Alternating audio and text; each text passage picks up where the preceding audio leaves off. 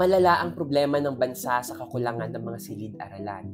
Isang isyung lalo pang nagpapalala sa learning crisis ng Pilipinas.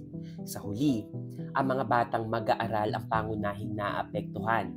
Ayon sa datos ng Department of Education, may 165,000 classroom shortage sa buong bansa. Dahil dito, napipilitan ng mga paaralan na magsiksikan ng mga estudyante o magpatupad ng class shifting upang ma-accommodate ang lahat ng mag-aaral. Batay naman sa ulat ng Second Congressional Commission on Education o EDCOM-2, mahigit 2,000 na paaralan sa bansa ang nagpapatupad ng shifting dahil sa kakulangan ng mga silid-aralan. May mga paaralan pa nga na umaabot sa 2 o 3 shift sa loob ng isang araw. Sa Calabarzon halimbawa, mayroong 712 na paaralan na may class shifting at 64 sa mga ito ay triple shifts. Nandito tayo ngayon sa Nagpayong Elementary School kung saan may student population sila na higit sa 11,000 student. So ito yung sinasabi na biggest school sa buong Pilipinas in terms of student population. So to address nga itong overcrowding and classroom shortage, nag-i-implement ang school nila ng 2 shifting. Actually, nag-improve pa ito kasi noong mga unang taon ng paaralan, 3 shifting yung ginagawa nila. So ngayon, 2 shifting na lang.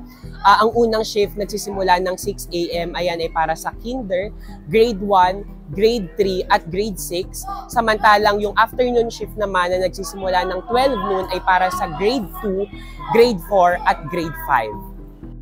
Dahil sa kakulangan ng classroom, ang mga batang mag-aaral ang direktang naaapektuhan ng sitwasyon. Ibig sabihin, ang mga kindergarten na may edad na 5 ay kailangang gumising ng alas 5 ng umaga upang makapaghanda sa kanilang 6 a.m. class. Bagamat mas maayos na ang sistema, dahil dati ay 3 shift pa ang ginagawa ng paaralan, nananatiling nakakabahala ang sitwasyon. Ayon sa mga guro naming nakausap, mukhang sanay na sila at matagal na nilang nararanasan ang problemang ito. Ngunit, tila nasanay na lamang sila dahil ang kakulangan sa classroom ay dekadang issue na at hindi pa rin nare-resolba. Same true with yung mga teachers natin na malalayo, especially yung mga nanggagaling ng Rizal, maaga yan na gumising para lang makapasok dito sa school.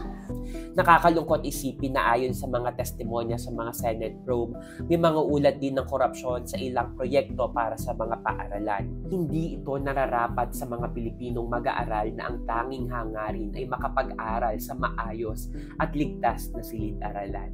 Para sa iba pang diskusyon tungkol sa edukasyon, i-download ang Rappler app.